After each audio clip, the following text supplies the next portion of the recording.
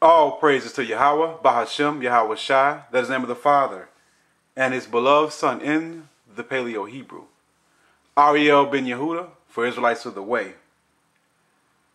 This series will be entitled, Is the Bible True? Or how do we know if the Bible is true or not?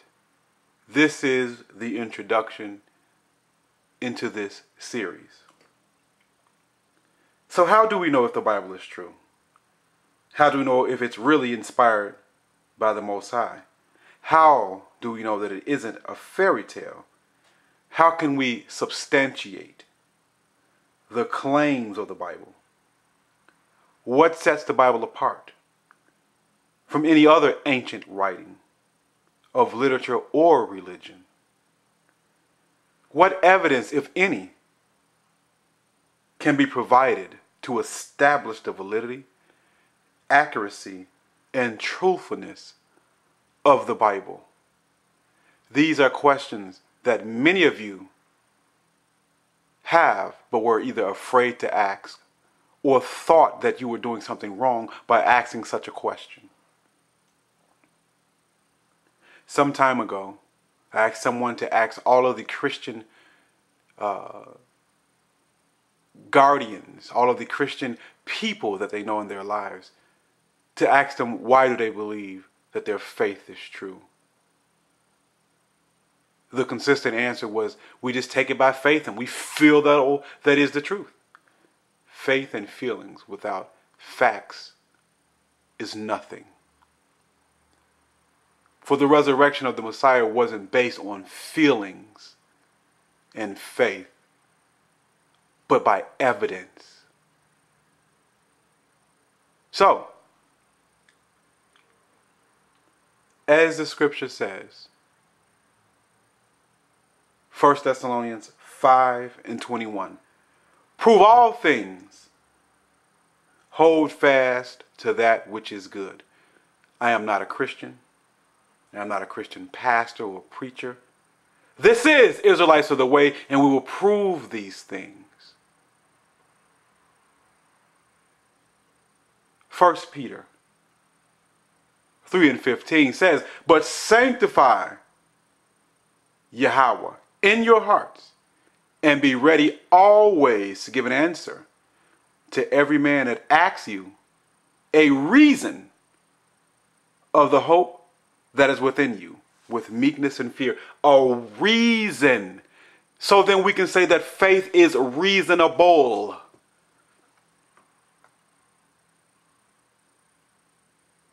Not something you feel. Reason, logical. There are evidences to the validity of the scripture. Before we get into this series, I want to give a few facts first. I have notes, so you will hear me fumbling pages from here and there. Be patient with me. A few facts first. In fact, we will have about 10 facts here. The first fact: the Bible is the best-selling book of all time. No other book in history of the world can ever compare in the number of copies made and sold. The Bible is the best-selling book the world has ever known. Number two, the Bible has been translated into more languages than any other piece of literature. Number three, as of the year 2000, the entire Bible had been translated into 370 languages, and parts of it into over 1,800 languages. Fact number four, the Bible, modern King James Version, contains 66 books by 40 authors, writing over a period of 1,500 years with complete harmony between the writings. Fact number five, only the Bible has live, active prophecy, things that have come true after being predicted, things that are happening, and things that will happen, past, present, and future. three dimensions: past, present, and future. The Bible, being a spiritual, supernatural book, exists both in the past and in the present and future. It is in all three dimensions at once.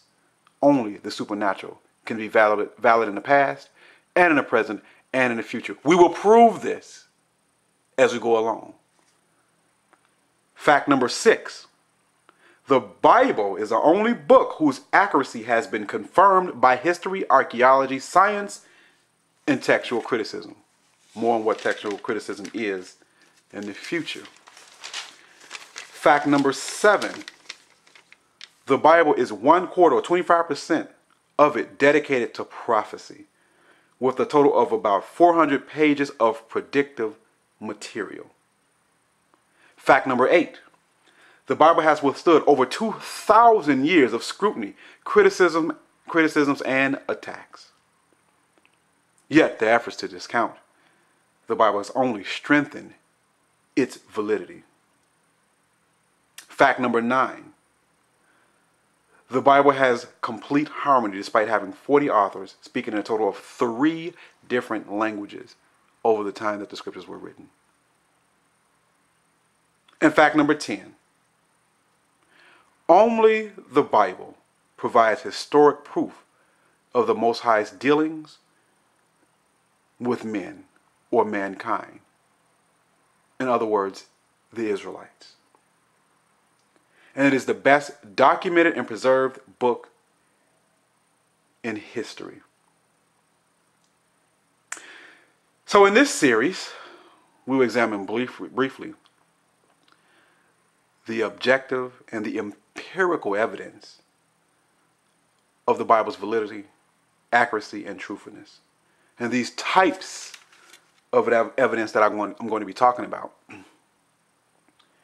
would include: number 1, archaeological evidence. Number 2, historic or eyewitness evidence, which are one and the same. Number 3, the scientific evidence, or the evidence of science in the scripture. And number 4,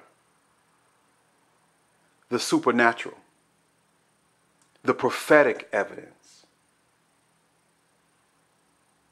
And then in part 5 and final, we will talk about the facts. The facts about the Bible. Facts as in the frequently asked questions about the Bible.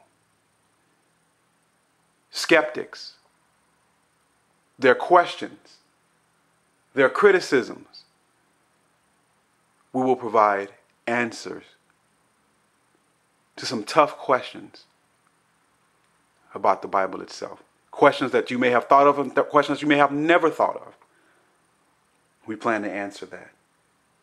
But first, which is somewhat part 1, but it's going to be also an introduction, so to speak, I will talk about the origin of the biblical text. How did we get the Bible that currently resides in our hands? What is the history of its publication and writings? So that would actually be the first discussion or monologue in this series, which I will put as 1A.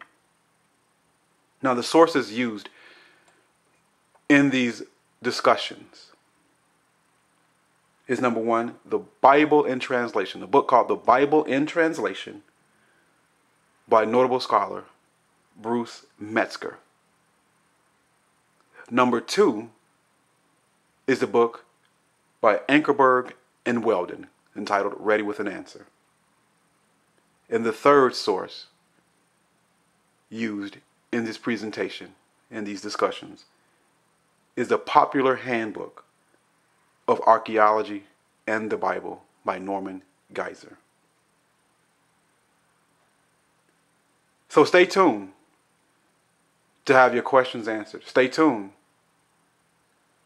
so we can present the evidence of the validity of the Bible wherein we will go about to show and prove that the Bible is a true and unique book inspired by the Most High God, or Most High Elohim Yahweh himself.